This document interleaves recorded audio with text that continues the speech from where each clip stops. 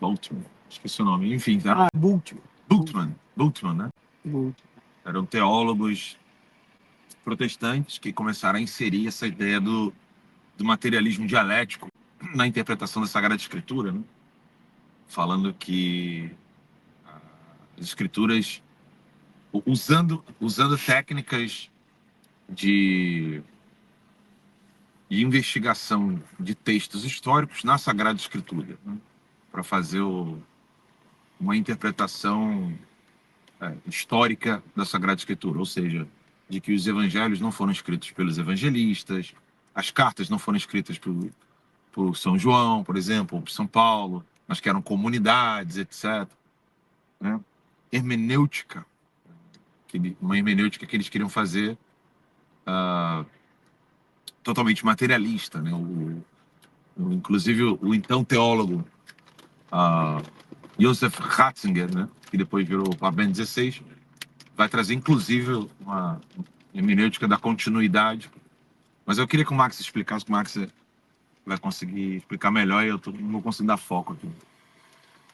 Mas é bom falar disso. Perfeito. É bom falar disso para o nosso público. Porque no século XIX você tem uma infiltração da filosofia de Hegel, que é a origem teórica do marxismo, tá, gente? Muita gente não sabe que o Marx ele não criou as coisas do nada, né? Na verdade, na história humana, nada surge do nada, né? Nada, né?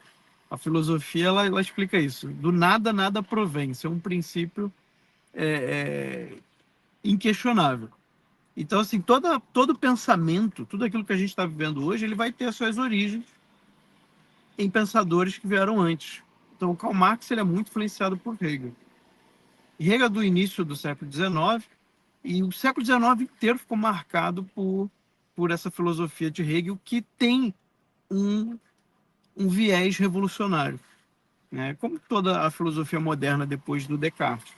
Então, o que aconteceu? Eles usaram isso para compreensão da Bíblia, para compreensão do cristianismo.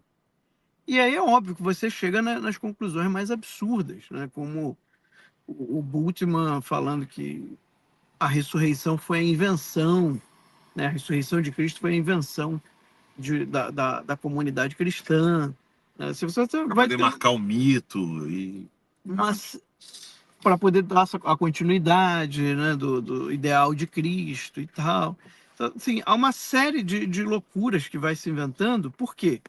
Porque eles vão interpretando a Bíblia de um modo não cristão. Quando você... Tem até o livro, eu recomendo, tá? Quem nunca leu, leia o livro Jesus de Nazaré. Esse livro é fantástico, esse livro é maravilhoso. Né? Ele já era papa, mas ele disse que não escreveu aquele livro como papa, mas como o teólogo que ele era, né? Como Joseph Ratzinger. E nesse livro ele explica bem esse fenômeno que eu estou aqui resumindo em pouquíssimas palavras para vocês, é bastante complexo. E aí ele explica como que você foge disso, como você escapa disso. Ou seja, ele fala, não é uma negação da ciência, a arqueologia, né, o estudo do gênero literário, tudo isso pode ajudar a entender melhor a Bíblia. Mas você não pode tirar a interpretação espiritual da Bíblia, que era uma coisa que os primeiros cristãos faziam muito e que foi se deixando de fazer com o tempo.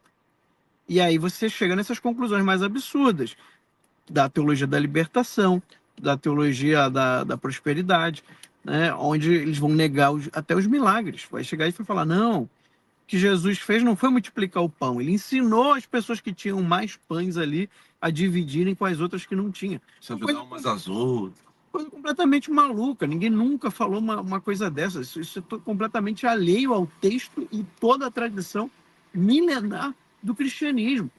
Mas por quê? Você começa a olhar tudo com um viés marxista, socialista, e até a palavra de Deus, até os evangelhos, começam a ser vistos nessa chave de interpretação. Essa bispa, ela é o efeito desse fenômeno.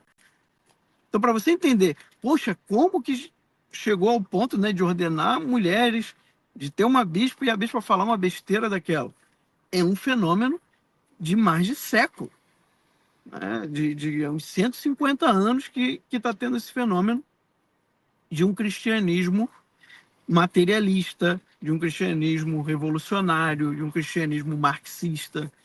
Eles é que inventaram essa história de que não tem mais milagre, né?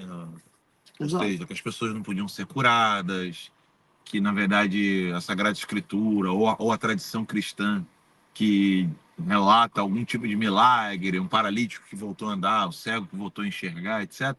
E eles é que tratam isso como se fosse, na verdade, uma incapacidade intelectual das pessoas de narrar algum fenômeno natural ou de medicina, ou coisa do tipo. E eles começaram então a dizer que era, era a simplicidade dessas pessoas somada a um sentimento de querer marcar um mito histórico, etc.